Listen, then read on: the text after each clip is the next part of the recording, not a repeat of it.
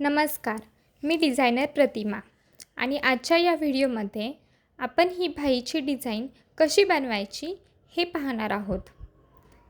तर व्हिडिओ शेवटपर्यंत नक्की पहा.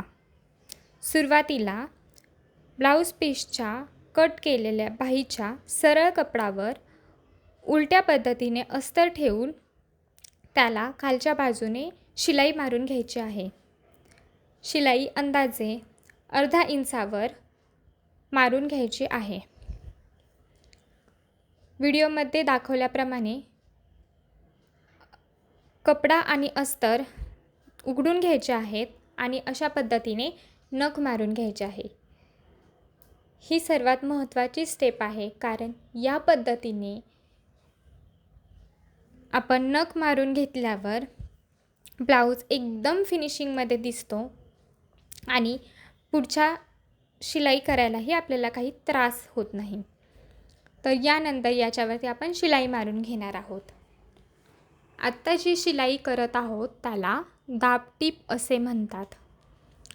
तर ह्या प्रकारे दाबटीप मारून घेतल्यावर तुम्ही पाहू शकता की सरळ बाजूनेही ब्लाऊज अगदी सुंदर दिसतो आणि उलट्या बाजूनेही एकदम फिनिशिंगमध्ये दिसतो.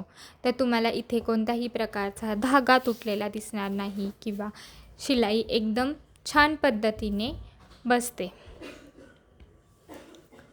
तर तुम्हीही व्हिडिओमध्ये दाखवल्याप्रमाणे सर्व स्टेप्स फॉलो करून अशा प्रकारे शिलाई केली तर तुमचाही ब्लाऊज अगदी छान दिसेल. तर तुम्ही पाहू शकता सरळ बाजूने किती फिनिशिंगमध्ये दिसत आहे. नंतर उरलेल्या बाजूंनाही शिलाई मारून घ्यायची आहे आणि राहिलेला एक्स्ट्रा कपडा आपण कट करून घ्यायचा आहे. तर अशा पद्धतीने ही बाही आपली रेडी झाली आहे. यानंतर या बाहीवर आपल्याला डिझाईन बनवायची आहे. तर डिझाईन बनवण्यासाठी जो मगाशी कट केलेला तुकडा होता त्याच्या मोठ्या बाजूने असे 2 फोल्ड करून शिलाई मारून घ्यायची आहे, म्हणजे याचे धागे निघत नाहीत.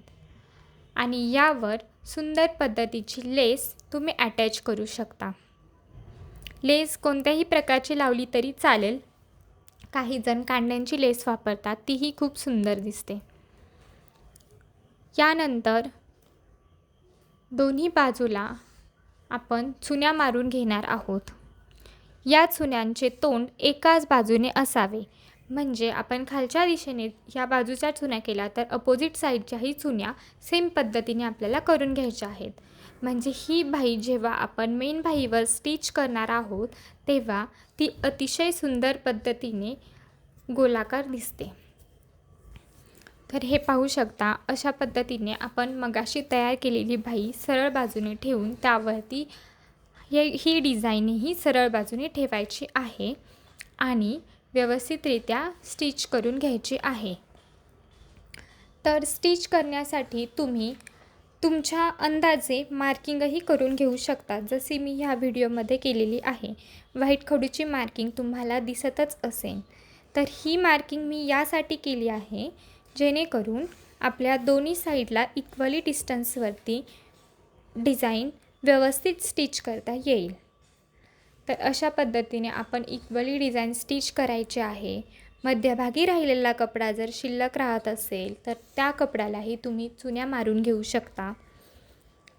परंतु हे लक्षात ठेवायचं की दोन्ही बाजूनी जे काही करणार आहे ते सेम करायचं, म्हणजे आपली बाही एकदम छान दिसते.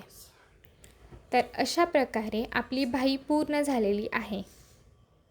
आय होप की तुम्हाला ही बाही नक्की आवडली असेल. मला कमेंट करून नक्की सांगा आणि माझ्या चॅनलला सबस्क्राईब करा, म्हणजे पुढचे येणारे व्हिडिओज तुम्हाला दिसतील. त्यासाठी तुम्ही नोटिफिकेशनही ऑन करू शकता. Thank you so much for watching this video till the end. Thank you.